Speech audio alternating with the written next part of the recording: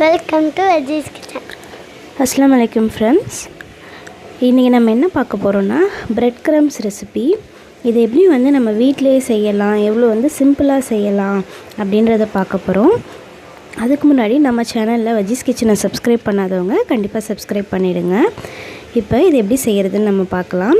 இதுக்கு நான் 4லேருந்து 5 bread slice எடுத்திருக்கேன்.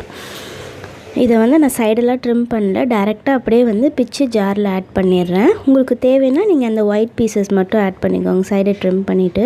இப்போ இதை பிச்சு போட்டாச்சு. இப்போ இதை மிக்ஸி ஜாரில் போட்டு நல்லா ஒரு ஃபைன் பவுடராக அரைச்சிருங்க. இப்படி பாருங்கள், தொட்டு பார்த்திங்கன்னா இந்த மாதிரி உதிர்ற மாதிரி. இதை ஒரு பேனில் போட்டு மீடியம் ஃப்ளேமில் வச்சு நல்லா கிண்டிடுங்க. இப்போ இதை கிண்ட என்ன ஆகும்னு கேட்டிங்கன்னா, உங்களுக்கு கொஞ்சம் கொஞ்சமாக அப்படியே கலர் மாற ஆரம்பிக்கும். ஃப்ளேம் மீடியம் ஃப்ளேமில் இருக்கட்டும், ஹை ஃப்ளேமில் வேண்டாம், கருகிரும்.